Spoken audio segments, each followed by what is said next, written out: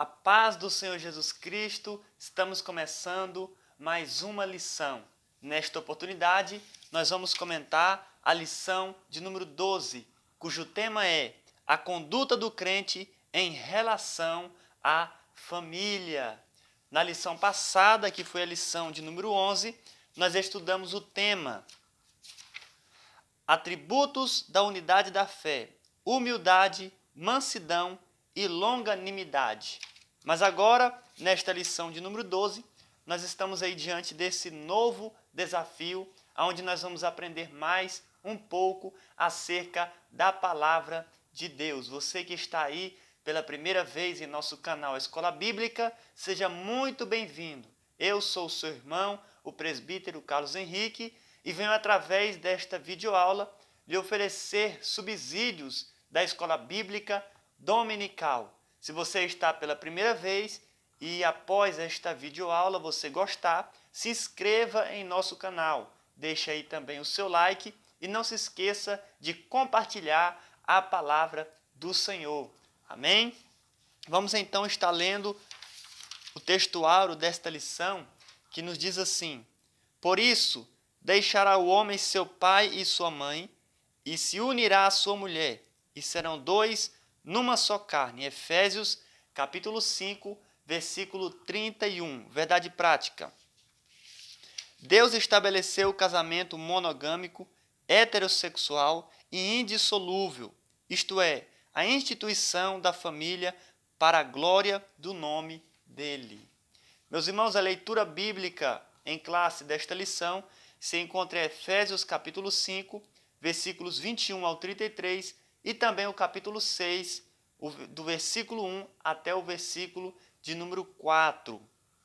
A introdução nos diz assim: na Bíblia, o relacionamento familiar é um projeto divino que pressupõe o matrimônio monogâmico, heterossexual e indissolúvel. No modelo divino, os membros da família são iguais, porém cada um desempenha papéis diferentes.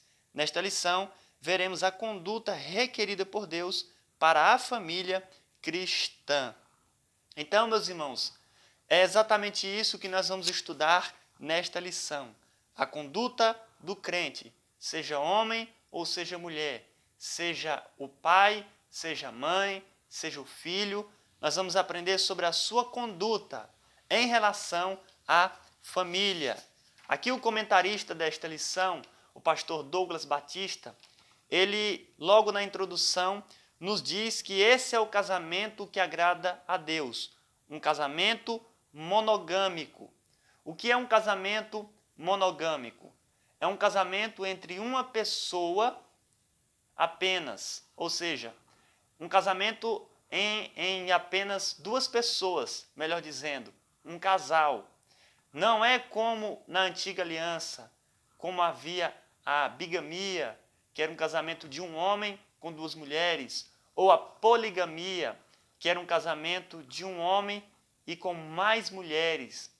Mas o casamento que agrada a Deus é um casamento monogâmico, entre um homem apenas e uma mulher. E também um casamento heterossexual, isto é, entre um homem e uma mulher, entre um macho e uma fêmea.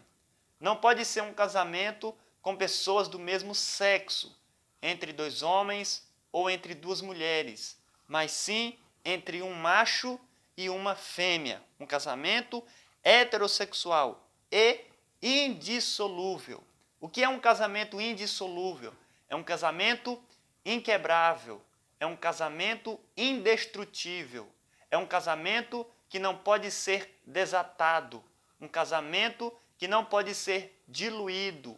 Então, este é o matrimônio que agrada a Deus, monogâmico, heterossexual e indissolúvel. O tópico de número 1, a conduta do crente como marido. Paulo enaltece o matrimônio e o eleva ao mais alto patamar ao comparar o marido a Cristo e a esposa à igreja. Sim, meus irmãos, nós vamos ver aqui no tópico de número 1 o papel do marido como líder da família. Então, toda família, ela tem que ter um líder. Se uma família não tem um líder, que é o marido, é uma família desequilibrada, é uma família que não está completa. É como uma nação que não tem um governo, é como um exército que não tem um comandante. Então, o papel do marido na família como líder é imprescindível. E nós vamos aprender nesta lição que o marido, ele deve agir assim, como o cabeça, como líder. Nós vamos aprender que existe, uma hierarquia, que está escrito em 1 Coríntios, capítulo 11, versículo 3, onde Deus é o cabeça de Cristo, Cristo é o cabeça do homem e o homem o cabeça da mulher. E isso é muito importante. É a hierarquia que foi estabelecida por Deus. Aqui não quer dizer que existe alguém inferior ou superior. Todos são iguais, mas com papéis diferentes. E o papel do homem, conforme aqui o tópico de número 1, é ser o líder. Deus é a cabeça de Cristo. Cristo é a cabeça do homem e o homem é a cabeça da mulher. O marido deve liderar a sua casa do mesmo modo como Cristo lidera a igreja, visando o seu absoluto bem-estar. Isto está em Efésios capítulo 5, versículo 29. Porque nunca ninguém aborreceu a sua própria carne, antes a alimenta e sustenta, como também o Senhor a igreja. Então, assim como o Senhor Jesus sustenta a sua igreja, da mesma forma o homem, ele deve sustentar a sua esposa, ele deve cuidar dela, supri-la, ele deve protegê-la. Então, o papel do homem no matrimônio é muito importante. É o mesmo papel que Cristo tem para com a sua igreja. Assim como Cristo lidera a sua igreja, assim como Cristo é o cabeça da igreja, assim também o marido, ele é o cabeça da mulher. Louvado seja o nome do Senhor. Nós sabemos perfeitamente, meus irmãos, que existe aí um movimento chamado movimento feminista, que acha que essa forma que o cristianismo trata as mulheres é uma forma de total depravação, mas não é verdade. Essa forma é a melhor forma possível. Nós vamos aprender no decorrer desta lição como é a forma que a cultura judaica, a cultura grega e a cultura romana trata as mulheres. Mas no cristianismo não é assim. No cristianismo as mulheres estão em igualdade com os homens. É claro, com papéis diferentes. Então, vamos aprender muito nesta preciosa lição. Número 2. O amor como elemento primordial. O marido, além de liderar, deve também amar a sua esposa, assim como Cristo amou a igreja. Efésios capítulo 5, versículo 25. Vós, maridos, amai vossa mulher, como também Cristo amou a igreja, e a si mesmo se entregou por ela. Veja o papel do marido. O papel do marido é amar a sua esposa. Então, o marido, ele tem Cristo como exemplo. Assim como Cristo amou a igreja e se entregou por ela, assim também deve proceder o marido, amar a sua esposa e, se possível, entregar a sua vida por ela. Porque a Bíblia diz que a mulher é o vaso mais frágil. Então, veja aí a responsabilidade do marido no matrimônio. O movimento feminista não pode reclamar, porque em nenhuma outra cultura ninguém tem a coragem de entregar a sua vida pela sua própria esposa. Mas no cristianismo deve ser assim. E isso é muito interessante, não é verdade? Desse modo, os maridos devem manter a união e a harmonia conjugal por meio do exercício do amor. Nós sabemos que o amor é a maior expressão do coração de Deus. O amor, ele é a maior de todas as dádivas. E nós vamos aprender que o amor aqui não é o amor eros, um amor que é um amor físico, não. E não é um amor filia, um amor como de um amigo, de um parente. O amor envolvido aqui é o amor ágape, isto é, um amor incondicional.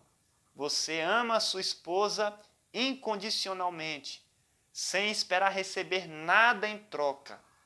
É esse amor que Cristo está dizendo que o marido, dentro do matrimônio, ele deve amar a sua esposa com amor ágape. Veja aí a nossa responsabilidade. Não é verdade, meus irmãos? Louvado seja o nome do Senhor. Vamos aqui para o número 3. O cuidado do marido à esposa.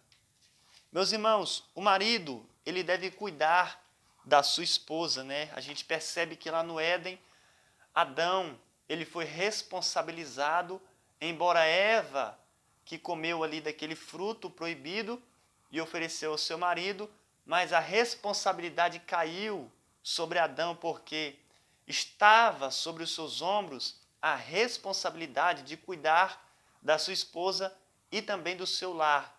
E houve ali uma brecha, a serpente entrou e enganou ali o primeiro casal.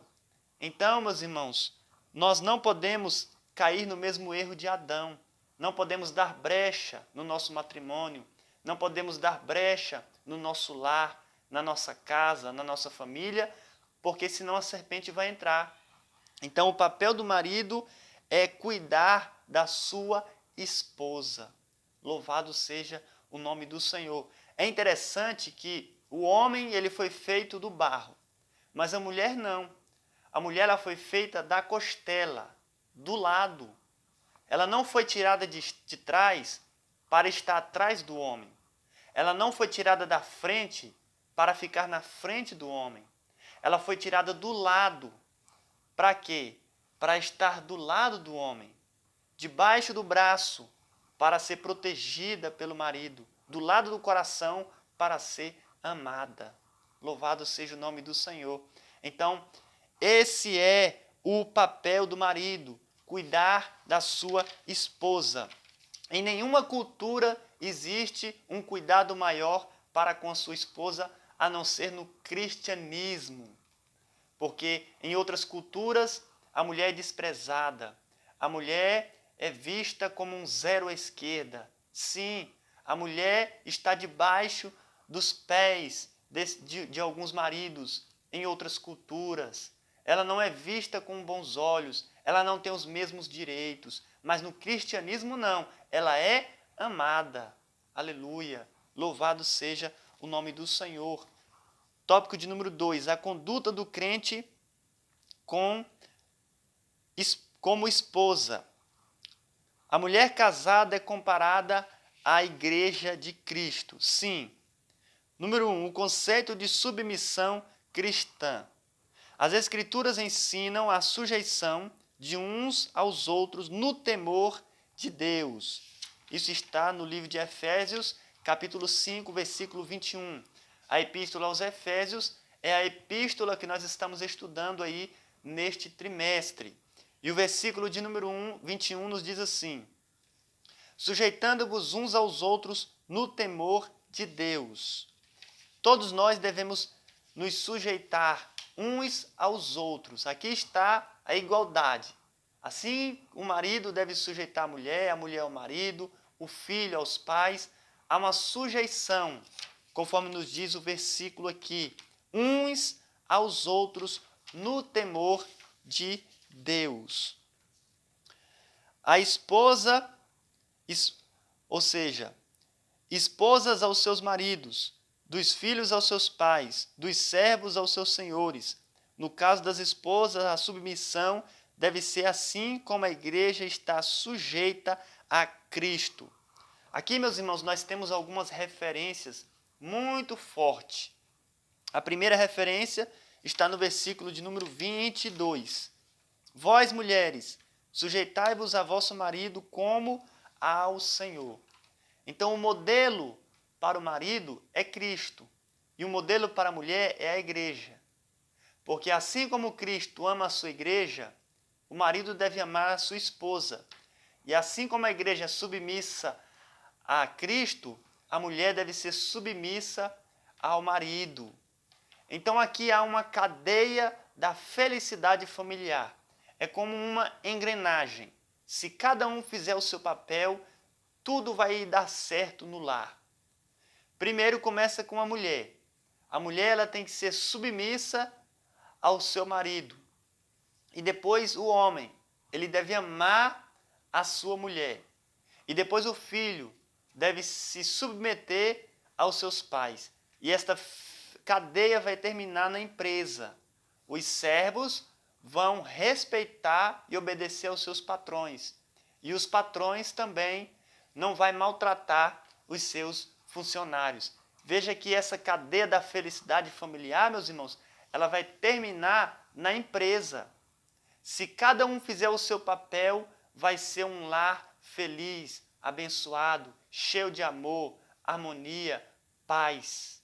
E é tudo isso que as famílias querem, mas não vivem assim porque não querem praticar a palavra de Deus. Aleluia! Louvado seja o nome do Senhor. Número 2. A condição da mulher cristã.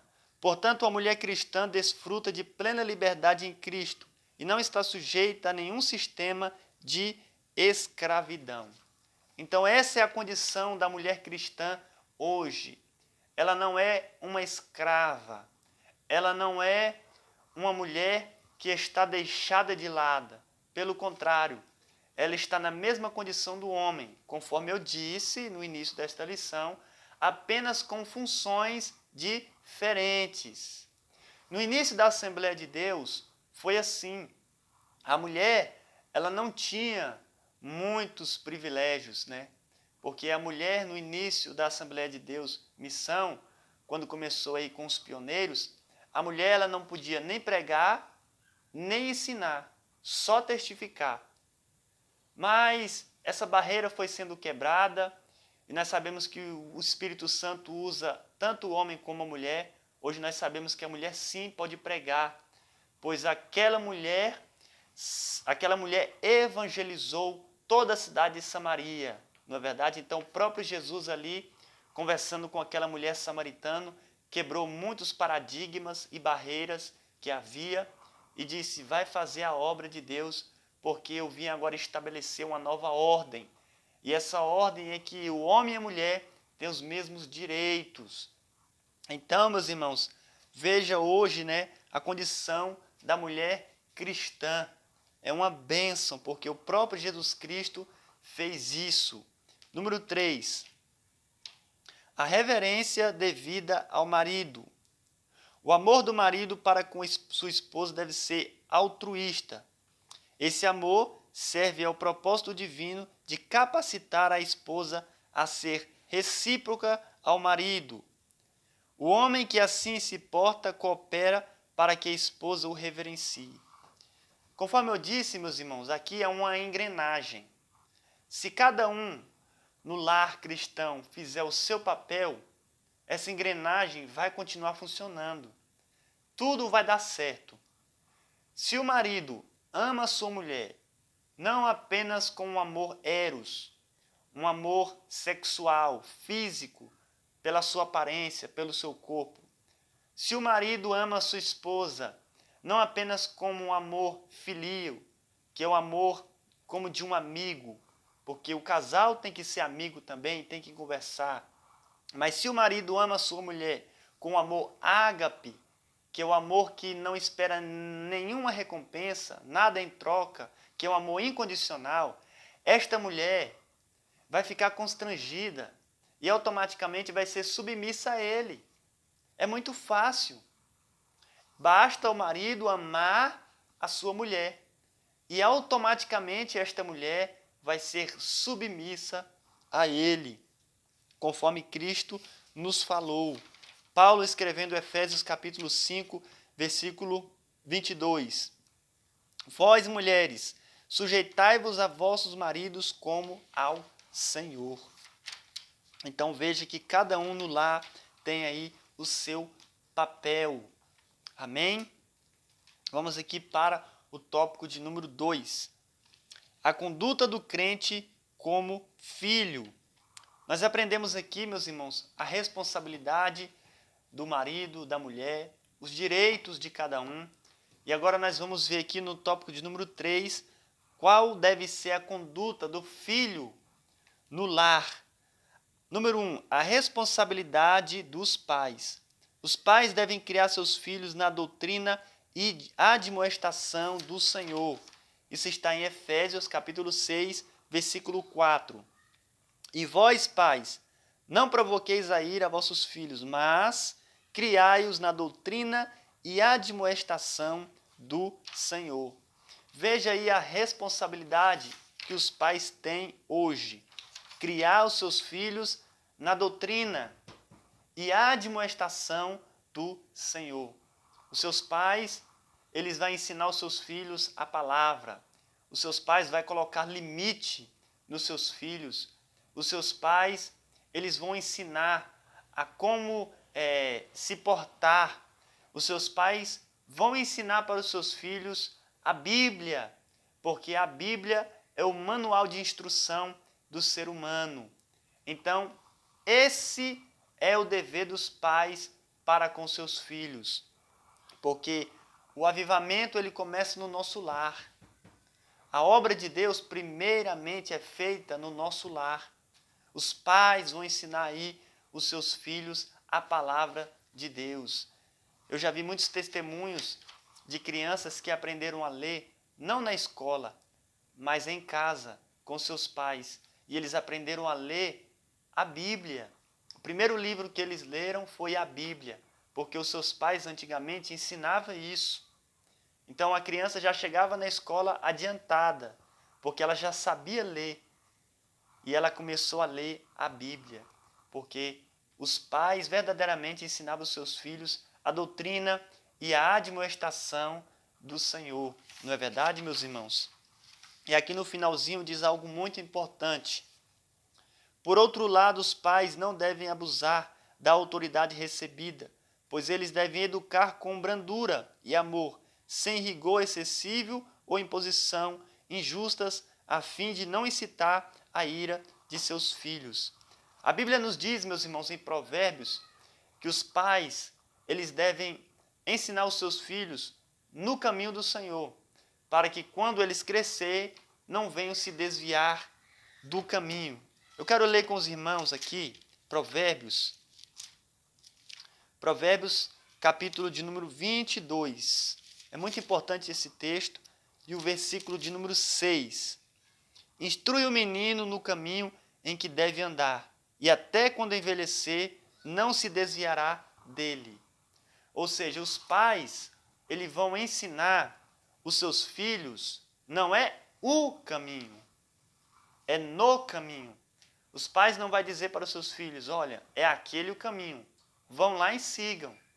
Aquele é o caminho que leva à vida eterna.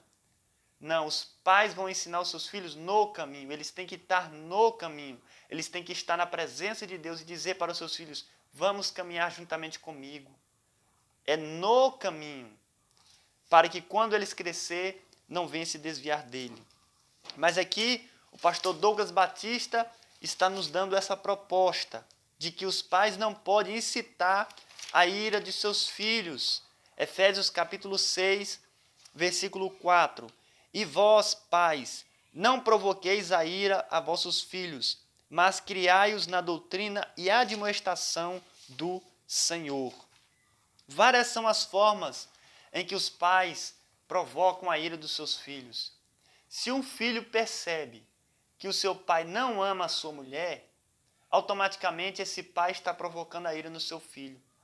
Qual é o filho que não se entristece quando percebe que o pai não ama a sua mãe?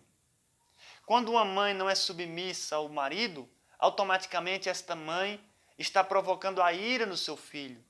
Porque qual é o filho que não se entristece quando percebe que a sua mãe é uma rebelde, é uma mulher que não é submissa ao seu pai? Qual é o filho que não se entristece por isso? Vários são os fatores em que os pais podem provocar a ira dos seus filhos, mas esse é um dos mais fortes. Então, quando o filho percebe que o pai ama sua mãe ou sua mulher e que a mulher ama o seu marido, automaticamente esse filho vai obedecer aos seus pais. Esse filho não vai, ficar com ira, mas ele vai ser um filho saudável. Não é verdade, meus irmãos? Louvado seja o nome do Senhor. Número 2. A conduta requerida dos filhos. Vós, filhos, sede obediente a vossos pais. Então veja qual é a conduta dos filhos.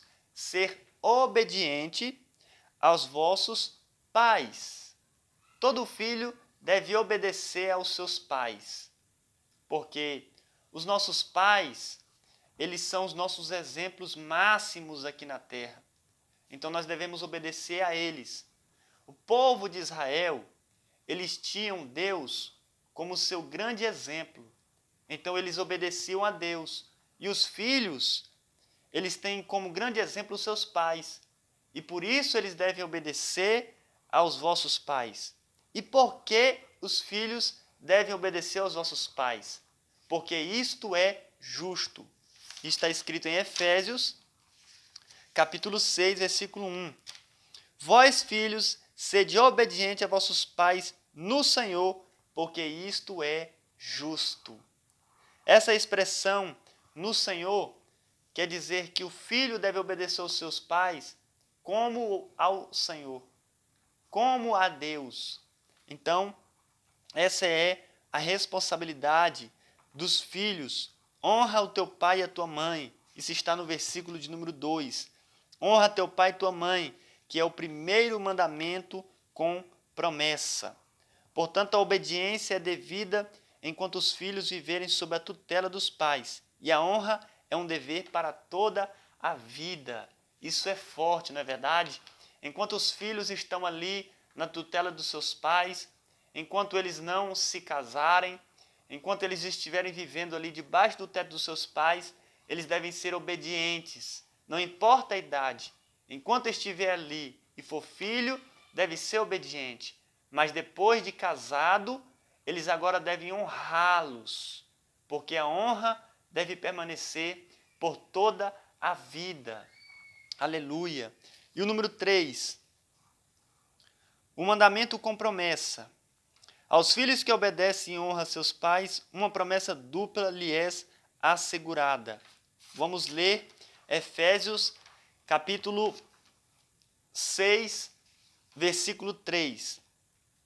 Para que te vá bem, primeiro, e segundo, vivas muitos tempos sobre a terra. Então veja, meus irmãos, que há duas bênçãos aqui para aqueles que obedecem, para aqueles que honram os seus pais. Este é o primeiro mandamento com promessa. Quando você cumpre, você recebe automaticamente essas bênçãos da parte do Senhor que não falha. Vamos ler o versículo de número 3. Para que te vá bem, prosperidade, e vivas muito tempo sobre a terra, longevidade. Então, se você quer essas duas bênçãos, obedeça e honre seus pais. Se você quer a prosperidade, se você quer viver muito sobre a terra, honre seus pais. Hoje você percebe que aqueles filhos que não honram seus pais morrem cedo, porque não têm a bênção da longevidade. Aqueles filhos que vivem na miséria, eles é porque não vivem bem, Vivem com problemas, é porque nunca honraram seus pais. Mas os filhos que honram os seus pais verdadeiramente, esses alcançam todas essas promessas. Então, este é, meus amados e queridos irmãos, as responsabilidades de cada um no lar, a conduta do crente em relação à família, do marido para com a mulher, da mulher para com o seu marido, do filho para com seus pais, do patrão para com seu funcionário e do funcionário para com seu patrão. Então a bênção é na casa, na família e vai terminar na empresa. Louvado seja o nome do Senhor. Se você gostou desse vídeo, compartilhe aí em grupos de WhatsApp, no Facebook e que o Senhor continue lhe abençoando. Amém?